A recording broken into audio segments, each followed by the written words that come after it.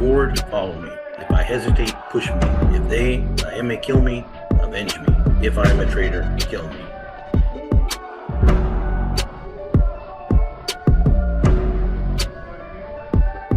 Gangsters, cops, and politicians, get ready to rock. We're on a mission. Each one of us shares our own vision.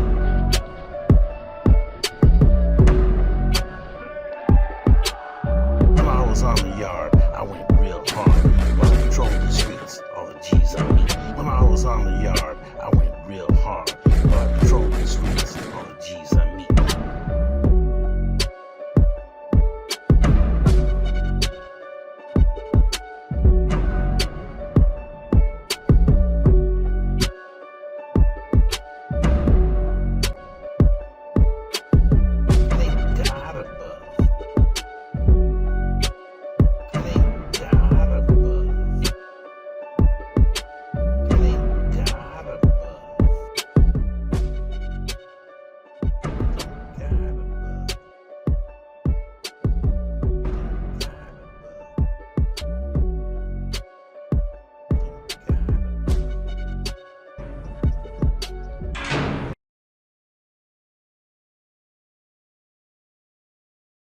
Ya sabes, it's your host, Gabe Morales. We've been covering Nuestra Familia members over the past 6 decades or so. Today, we'll start off with the S last names, as in Suave. I'll start off with Jerry Lee Salamida, who I understand was the cousin of an NF member named Carlos Terrazas, who I'll speak about more soon. Salamida went by various monikers, Chilo, Mano, and when I knew him at New Folsom in the early 90s, he was known as Chim Chim. I have him being documented as being in the Youth Authority in 1977 when he was popped on a dope case. Paroled in 1978. He was convicted of a burglary in the fall of that year and given B number 97429. He paroled by 1980, then was convicted for a robbery in 1980 and housed at CMF, when I believe he started affiliating himself with the Nuestra Familia. He paroled in 82, but had numerous violations in the early 1980s and got popped with assault with a deadly weapon in 1984. Like I said, then he arrived at C facility in 1989, where he was considered to be a shot caller. He was housed at San Quentin in 1990 and validated as being NF in 1992. I show that he paroled off that B number and came back on a dope case in 2002 under T number 51319. Understand that he was housed at DVI in the year 2012, but currently shows not in CDC custody. There was Jerry Crippled Salazar, aka Hot Wheels. Understand that he was affiliated with the Blancos out of San Jose, and he was considered to be a Northern Structure member in the 1980s under D number 30722. I show he was housed at CMF in 1988, but paroled in that same year. I then show that he gave a shank to Lencho Guzman and Sleepy Esquivel in 1990 when they completed a attempted 187 of Carlos Mejia. It is my understanding that Salazar committed his first murder of Ray Chocolate Perez on January 29, 1991. According to my information, Perez had disrespected NF shot caller Bobby Silent Lopez, and for that was ordered to be taken out. I show he returned to custody in 1999. I show that he was at SATF Corcoran in 2012 when he had P number 55600 and had long since been known as being a dropout. There was a Robert, aka White Bob Salazar out of Marysville. I show he was a Nuestra Familia regimental commander under F number as in Frank 56638. I included him because there's not a lot of NF members from the Marysville, Yuba City area these days, but I show is not in custody. There was a Nicholas Hazy Salcido. I show that he was validated as only being an en soldado in the year 2009. However, by the year 2012, I show that he was elevated to be an NF unit commander at Corcoran Shoe under T number as in Thomas 36231. I show that he was housed at Pelican Bay in the year 2016, but is currently not in custody. There was a very controversial Nuestra Raza member named Paul Spooky Salcido, who also went by Spookio. I showed that he was locked up in the Youth Authority in 1991, but had parole by 1994. According to him, he was running guns out of Arizona for the NF into the Salinas area. I show he was still out of custody in 1998 when there was a big war going on in Salinas. He was considered to be part of the Smiley Garcia car and was engaged in a war with Copas in 1998. And he wanted to hit Copas Gallegos with Mo Ibarra. Understand he also wanted to hit Lisa Rocha, who I addressed a couple of videos ago. What is kind of strange about that is he dated Lisa's sister, Sophie Rocha, in 1994. Understand that there was a failed hit on Mo Ibarra, for which he was hoping to earn his stripes in the NF. However, since he failed, he was denied NF status. Understand, though, that he did murder an individual by the name of Shorty, who was housed at Delano in 1999 and was validated as being Northern Structure at Corcoran Prison in the year 2000. However, it is my understanding that he had a very touching visit from his daughter, at which time he decided he was going to drop out. I was told that he got in a fight with his cellie and was very confused at the time and sent to Tascadero. After that, he's moved to Pleasant Valley State Prison in the year 2012 and is currently housed at CMF Vacaville. There was an Alvaro Saldana. I think he may have gone by Tito, but he was out of Stanislaus County, maybe Barrio Westside Turlock. I show he was incarcerated on CDC in June of 2011. He was housed at High Desert State Prison in 2002 when he assisted in the homicide of longtime Northern Structure shot caller Smilon Martinez on July 22nd, 2022 at High Desert State Prison and has remained at High Desert State Prison for at least the last couple of years. And here we go again. I'll mention another individual who was an soldado from Washington State. He was a well-known Barrio Campo Vida 21st Street member by the name of Juan Big Puppet Saldana Solis, who comes from a very large family of norteños. I think some of the older ones in that family were Nuestra Familia associates. I was aware of Puppet back when he was a youngster via Yakima law enforcement, who told me he was very active even back in the 1990s. He eventually got popped by the feds and sent to the BOP with BOP number 15520-085. I showed that he was at Sheridan when the big riot kicked off with Skip Villanueva and Pony Mares in 2003. I then showed that he was moved to Phoenix in 2004 and Coleman. He hit longtime California Aryan Brotherhood member Bobby Ray Shields in 2009. I remember some of the BOP investigators saying that this guy should have been more careful on who he hit, but I actually believe that that was an assigned hit, and he knew who his target was, and he was hoping to make his bones into the Nuestra Familia, as he was very active in the BOP.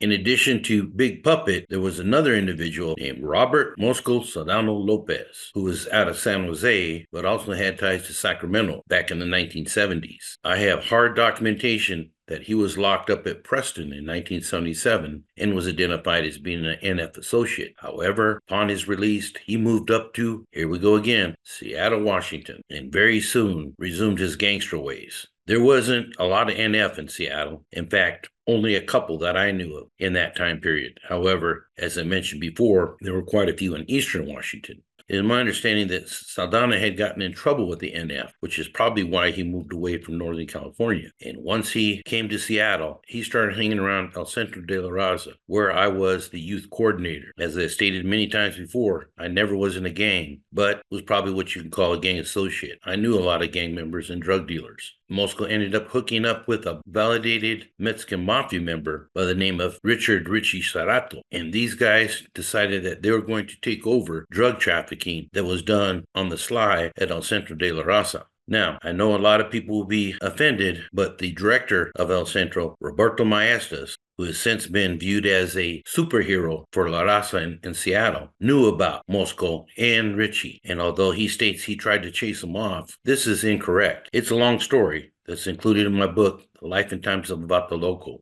There was Lawrence Perico Saldivar. Talk about being dedicated to the NF. Some people say that he committed over 24 hits for the organization when he was housed in CDC during the 1970s under B number 11744. Understand he was very close to Art the Rock Beltran, as well as Fig Ablios. I show he was held in high regard at DVI in 1977 and understand killed a guy named Steve Reveles in April of 1978 in the Monterey County Jail. I show that he was housed at Folsom in 1983, but being that he was part of the Baba Sosa car, he was listed no good by the Black Bob, Brown Bob faction. I show he was housed in Mule Creek State Prison in 2002, and I'm unsure if he's still alive. I show a Prudencio Salinas. He may have been out of Fresno. I'm not sure. But I do show that he was a Nuestra Familia associate in the late 1970s when he was killed on May 7th, 1977 by James Huevo Trujillo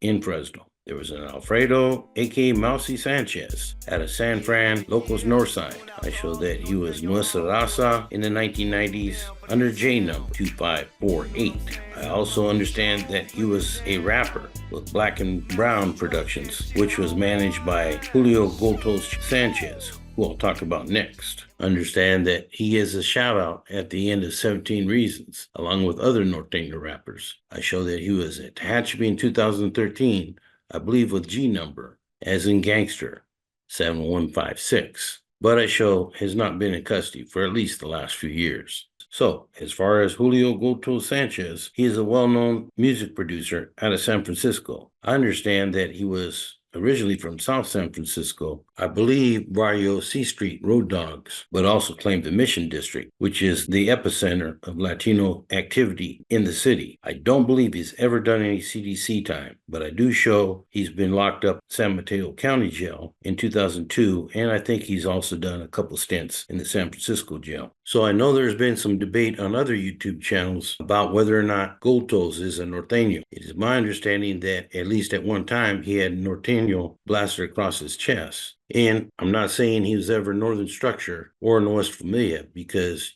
you have to have gone to prison to claim those titles. But for anybody who doubts his original affiliation with Norteños, all you got to do is listen to one of his first productions, 17 Reasons. On 17 Reasons, he clearly states he's from South San Francisco, 14th, or on his cut, Northside Kill Us, from the Northern Ghetto Boys album. But that was in his younger days. I think he would agree that he don't care what affiliation you have. Black, brown, Norteño, Sureño, no gang affiliation. He's going to work with you if he thinks you both can make money. I guess you could say his color is gold or green. There was a Frank Cheeto Sanchez. I'm not sure what barrio he is from, but I do know that on August 25th, 1973, he hit Manuel Garza on Babo Sosa's orders. So he definitely was with the business, the NF business. There was Raymond, a.k.a. Ray Sanchez, out of Salas. Understand that he was a former NF member, but had turned renegade, was dealing dope in Chinatown in Salinas, which is a well-known epicenter of Norteño and NF activity for many years. And there is some controversy on whether or not Daniel Lizard Hernandez okayed his death, as covered in several other videos at Cap Saloon in May 2001. Understand that Raymond's girlfriend was a bartender there. I believe, though, I forgot to mention previously that when he was shot, his crime partner, Joe Criminal Cantu, was also shot. Cantu ended up later on being transferred to Oregon DLC as he feared for his safety. Armando Frias Jr., Martin Stalker Ramirez, Rogue Boxer Martinez, Jose Hoser Barrera, and Israel Dopey Lopez all were charged with conspiracy to kill Sanchez. Other defendants linked to the case were Armando Suave Heredia. Of course, Lizard Hernandez denied that he ever gave a direct order, but a lot of people believe that he didn't say no. There was Zaragoza Capone Sanchez. He was out of Eastside San Ho, who was committed to CDC under P numbers in Paul 58224. I show that he was made a regimental commander after he hit the streets in 2008. He was given life for his criminal activities on the street, including homicide. He was sentenced to 223 years to life for the violent killing of a man who failed to pay the NF money after he was delivered methamphetamine. I show that he was housed at Tehachapi in 2013 and CMC in 2023, but is currently housed at Avenal State Prison. There was Danny AK-7 San Nicolas out of Salas. Understand he was part of the Baba Hanaran car in the 1990s and was committed to the Youth Authority in 94 for a robbery beef. He then got a battery charge in 1999, whereby he was given P number 31683. I show he had a parole violation at San Quentin in 2004 when I believe these pictures were taken. This guy was like a walking billboard for the Nuestra Raza. And as you also see, he has Ixpo, which is Nahua or Aztec for Northern Man. There was Kaylin Santiago aka Crazy Girl, was out of Idaho. I don't believe she ever did any CDC time in any female institutions, but I believe she was born in 1974 and acted as a secretary, as well as being involved in NF bank transactions for Daniel Lizard Hernandez. I believe he decided to use her because she was far away enough where he wouldn't have to answer to the canales about where the money was going or where all the huilas were going. Understand that she was used around 1999 to at least 2001 when the feds decided to pull the plug on Operation Black Widow and round up a whole bunch of NF members, many of whom are still locked up in the federal BOP. But here's the thing. As I said before, that operation may have backfired because in my opinion, one of the results was the NF organized norteños in other states like Washington, Oregon, Idaho, Utah, Colorado, etc. And these norteño soldados being seen with made carnales from California, it gave them some gang validations, and many of them gained status in their home states. There was Juan Santos out of San Juan. He was active with the NF in the 1970s, and I understand was present when Babo Sosa was made Nuestra Familia after a vote was taken on who should be the next leader after the Padre system was disbanded. I show that Juan Santos was only validated as being NF in 1990. I show that he was at Richard J. Donovan in the year 2012 and had long dropped out. There was Ruben Duke Ceja Guerrero. He was out of Fresno and had a bunch of brothers. I believe they were Jesse, Juan, and Mike, all who were NF associates. However, Duke was considered to be an NF lieutenant in the mid-1970s under B number 45644. I show that he was only validated as being NF in 1980 and was charged under the 1982 RICO case. I show he was sent to the feds under BOP number 0178-097.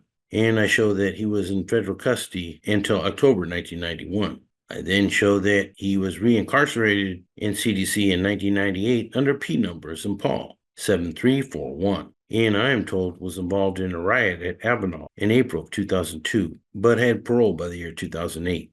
There was also Herminio Spanky Serna. I show that Spanky had D numbers in David 70441. He was released to the streets in July 1991 when he was made head of the Regimental Security Department. I understand that Spanky killed Marcos Puppet Baca on July 28, 1991 with a .22 caliber pistol because he was viewed as being a rat. And he also was involved in the killing of Sheila Apodaca, who was the girlfriend of Bobby Silent Lopez. Evidently, Apodaca was heard talking to Ronald Lucky Shelton, talking openly about several murders that the NF had been involved in and expressed her concerns. This was viewed that she might go to the police or had already gone to the police. And so understand that Spanky killed her with the .357. I believe that got Spanky his stripes, and he took the hit for that one, as described in the 1992 RICO case. He was only validated by CDC in 1992 as being Northern Structure, but I believe had already been made NF by that time. Due to his activities in the Familia, he was sent to death row and was housed there for many years until he died in December of 2018. And so, I'm going to have to cut it short right there. We still have a lot of names to cover under the S last names of the Nuestra Familia members over the past 6 decades or so. For now, this is Gabe Morales signing off for Gangsters, Cops, and Politicians. If I go forward, follow me. If I hesitate, push me. If I may kill me, avenge me. If I am a traitor, kill me. Gangsters, cops, and politicians, get ready to rock. On a mission, each one of us shares our own vision.